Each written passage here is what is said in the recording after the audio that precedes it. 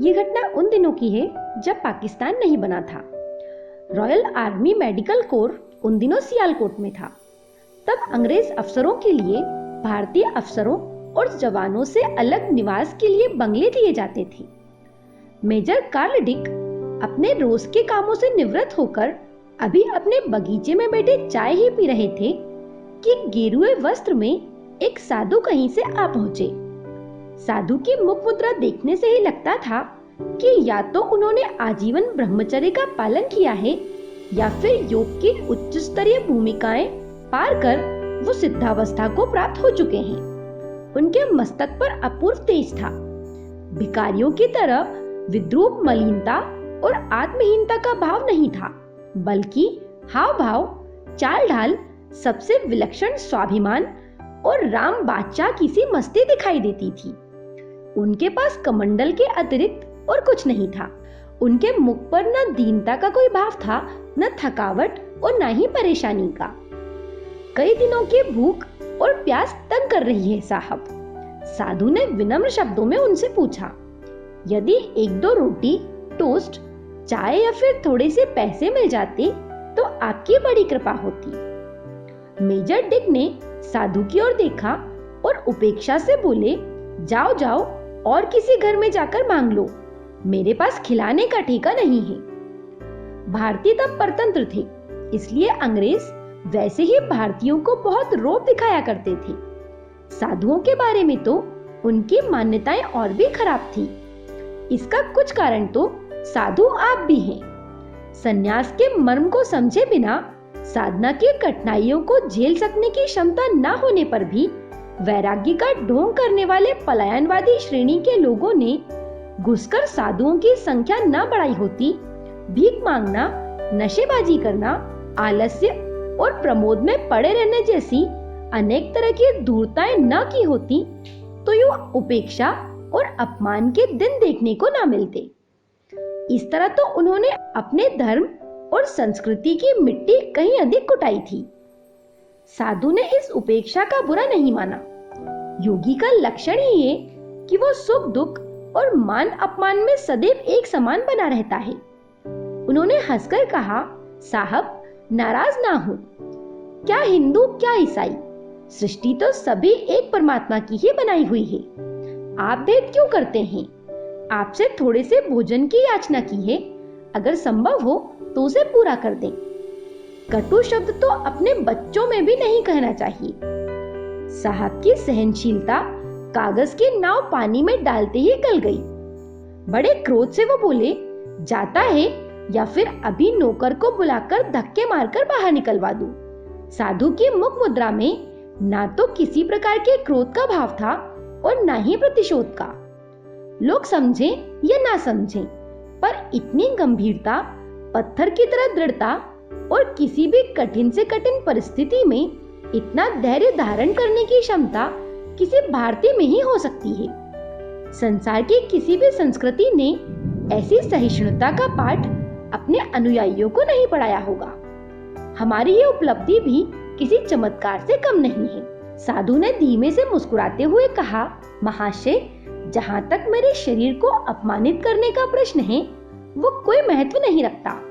पर चूंकि आपका सीधा कटाक्ष ये है कि भारतीय योग, तत्व दर्शन और हम साधुओं का कोई आदर्श अथवा सिद्धांत नहीं, हमारे धर्म में कोई प्राण नहीं, तो ये मेरे लिए असहनीय है। इसलिए अब आप अपने नौकर को बुलाइए। आप देखेंगे कि वो मेरे पास आते आते पत्थर की तरह अचल हो जाएगा। मेजर डिक का क्रोध अब सीमा पार कर गया था।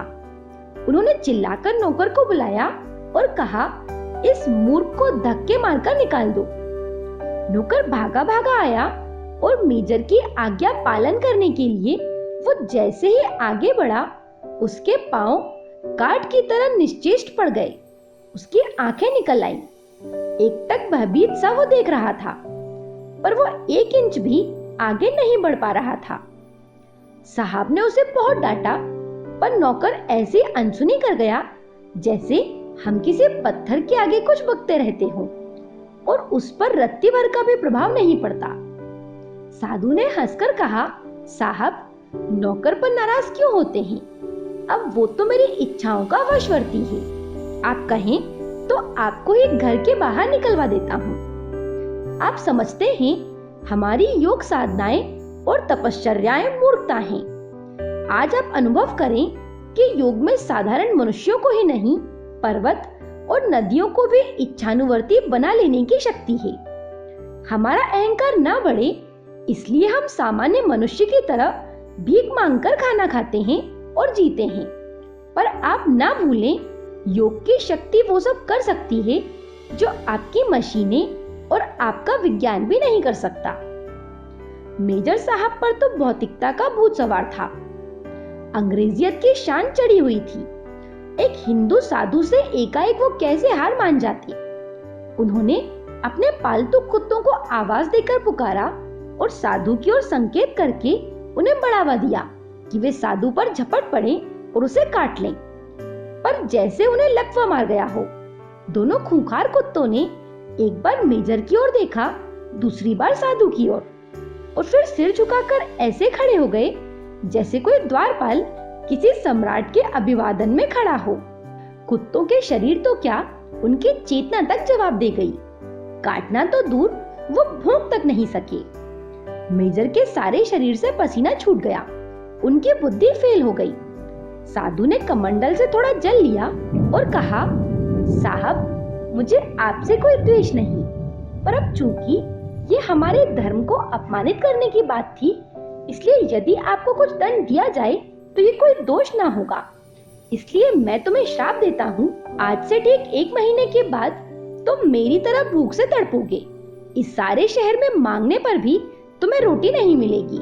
तुम इस शहर में रह भी नहीं सकोगे। ये कहकर उसने जल एक और छिड़क दिया और वहां से चुपचाप चल दिया। मेजर साहब का अभिमान अभी भी दूर नहीं हुआ था, लेकिन फिर भी उनके मुख पर भय के भाव निश्चित रूप से दिखाई दे रहे थे। साधु वहां से निकलकर लगभग 1 फरलांग दूर उसी लाइन के एक अन्य बंगले में प्रवेश कर गया। ये बंगला कर्नल जॉर्ज का था। उनकी पुत्री इला बरामदे में बैठी अंग्रेजी का समाचार पत्र पढ़ रही थी। साधु उस ओर मुड़ गए और बोले, बेटा, मुझे भूख लग रही है, कुछ खाने को मिलेगा क्या?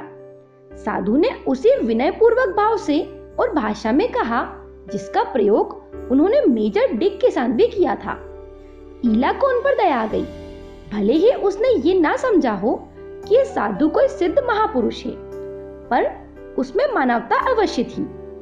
इला ने कहा, बाबा जी बैठिए, मैं अभी आती हूँ। ये कहकर वो अंदर चली गई। थोड़ा दूध, टोस्ट और कुछ फल लाकर उसने साधु को दे दिए।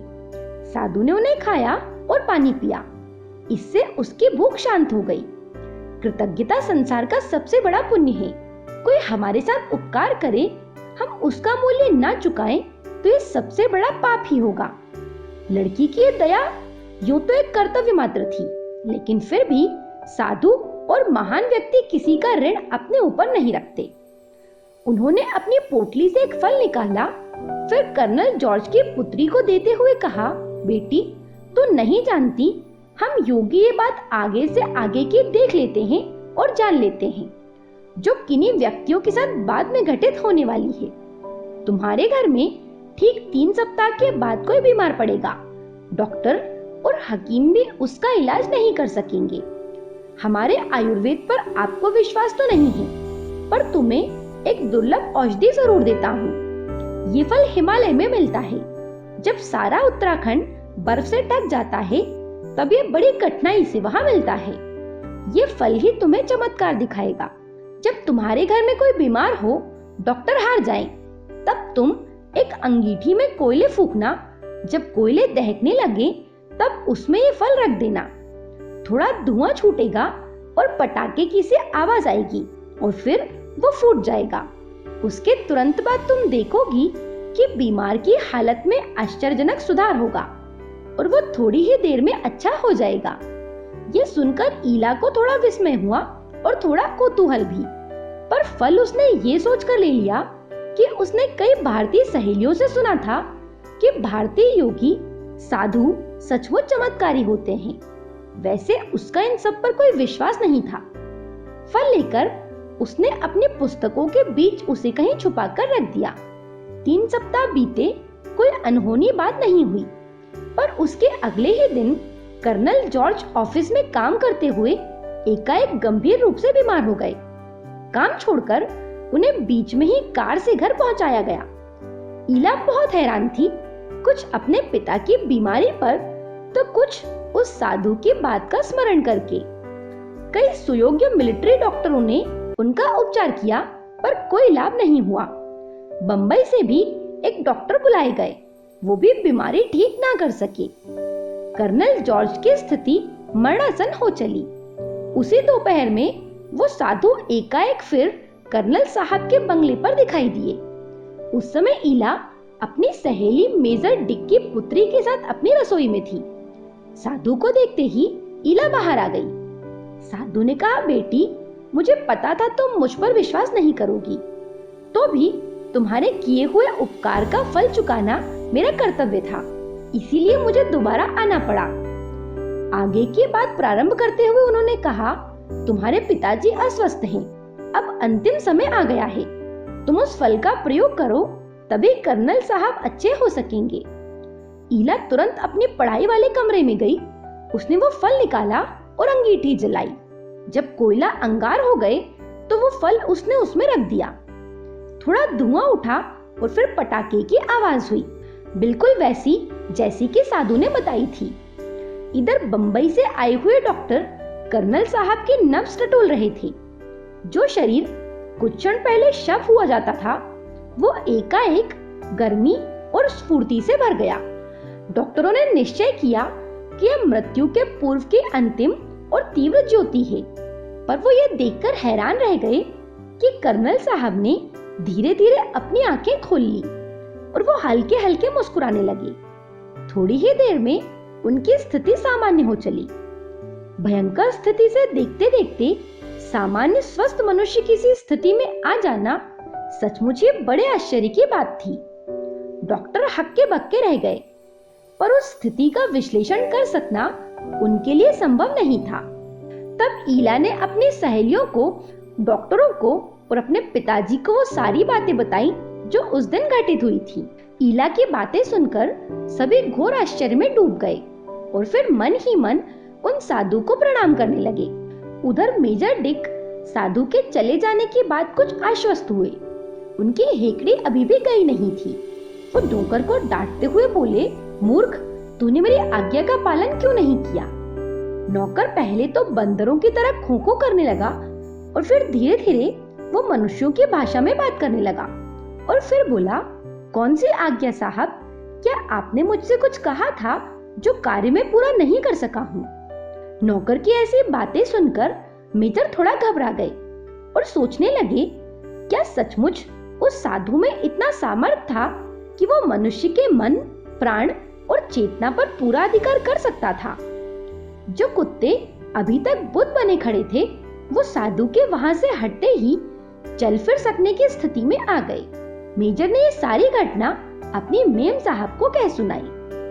वो मेम साहब बेचारी कोमल हृदय थी, इसलिए एकदम भयभीत होते हुए बोली, आपको इतना क्रोध नहीं करना था। आपने मुझे बुला लिया होता, मैं ही साधु को कुछ खाने के लिए दे देती या फिर कुछ पैसे ही दे देती। जैसे तैसे 1 महीना बीता। मेजर डिक उस दिन प्रातःकाल समय पर ही उठे, पर वो हैरान थे कि आज ना तो कोई नौकर बेड टी लेकर आया और ना स्नान के लिए पानी। श्रीमती डिक ने बहुत आवाजें लगाई, पर वहां कोई सुनने वाला होता तब तो सुन पाता। मेजर उठे और नौकरों के कमरे में जाकर देखा तो सारे कमरे खाली पड़े थे। वहां एक ही नौकर बचा हुआ था। तो उसने भीतर से ही चिल्लाकर कहा, साहब इधर मत आइए, इस मोहल्ले में प्लेग फैल चुका है। इन कमरों में भी चूहे मरे हैं, इसलिए नौकर घर छोड़कर भाग गए हैं। मुझे तो प्लेग हो गया है, इसलिए मैं तो भाग कर भी ना जा सका। मेजर ने पुलिस और स्वास्थ्य विभाग से सेवाएं मांगी, नौकर को दवा का प्रबंध कराया और खुद सारा सामान बांधकर बंगला छोड़ देने की तैयारी करने लगे। शाम होने से पहले ही वे डाक बंगला पहुंच गए। इस आपाधापी में सुबह से ना तो चाय मिली थी और ना ही कुछ और। डाक बंगले के नौकर को आदेश दिया कि 3 कप चाय लाना। चाय लाई गई। मेजर साहब, उनकी धर्मपत्नी और पुत्री तीनों ने एक बार ही मुंह लगाया और तीनों ने एक साथ अपने अपने चाय के प्याले को एक और सरका दिया। बात ये थी कि उसमें बुरी तरह के मिट्टी के तेल की दुर्गंध आ रही थी। अभी वो कुछ कह पाते कि इससे पहले उन सबका ध्यान कैप्टन स्मिथ नामक एक और अंग्रेज ऑफिसर ने बांट दिया। उन्होंने पत्र निकालकर मेजर डिक को देते हुए कहा कि छावनी के मेडिकल ऑफिसर ने कहा है कि चूंकि आप लोगों के बंगले में प्लेग फैल चुका है, इसलिए आप सबको दूसरे एरिया में जाकर रहना होगा। मेजर डिक का माथा ठनका। उन्हें 1 माह पूर्व हुई दुर्घटना याद आ गई। साधु का श्राप क्या वस्तुतः सत्य होने जा रहा था? ये सोचते ही उनके देह से पसीना फूट पड़ा। अब जिस कोठी में उन्हें जाना था, उसका पता स्मिथ ने उनके हाथ में थमा दिया। मेजर डिक बोले, स्मिथ, मैं वहां अभी चला जाता हूँ, लेकिन हम में से किसी ने भी दिन भर से ना तो चाय पी है, ना ही कुछ खाया है। पहले हमें कुछ खा लेने दें। लेकिन मेजर स्मिथ को ऊपर से सख्त आदेश थे कि मिस्टर डिक की फैमिली को अभी और इसी वक्त यहाँ से दूसरे बंगले में जाने का आदेश दिया जाए। स्मिथ को अपनी नौकरी चले जाने का भय था, इसलिए उसने कहा, मेजर साहब, आप उस बंगले पर अभी चले जाएं। आपके लिए भोजन का प्रबंध हम पीछे से करके ले आते हैं। अब मिस्टर डिक अपनी पत्नी और पुत्री के साथ दूसरे बंगले की ओर चल पड़े। लेकिन आधे रास्ते में ही भूख के कारण उनकी हालत खराब हो गई। उनके पास और कोई रास्ता नहीं था, इसलिए उन्होंने रास्ते में पड़ने वाले घरों में खाना मांगने के लिए दरवाजा बजाया। लेकिन उनके पहुंचने से पहले ही उनके बंगले में प्लेग होने की सूचना वहां सभी को मिल चुकी थी। इसलिए उनके दरवाजा बजाने के बाद भी ना तो किसी ने दरवाजा खोला और ना ही उन्हें कुछ खाने को दिया। अपनी पत्नी और पुत्री की इस दयनीय हालत को देखकर मेजर डिक को साधु का श्राप याद आ गया और उन्हें अपने किए पर बहुत ज्यादा पछतावा हुआ। लेकिन अब किया भी क्या जा सकता था? मेजर डिक जैसे तैसे अपने परिवार के साथ उस नए बंगले में पहुंच गए। धीरे धीरे वो दिन भी निकला और उनकी हालत में सुधार हो गया। लेकिन उस दिन के बाद से मेजर डिक ने संकल्प लिया कि वो अब कभी भी किसी भारतीय योगी या साधु का अपमान नहीं करेंगे।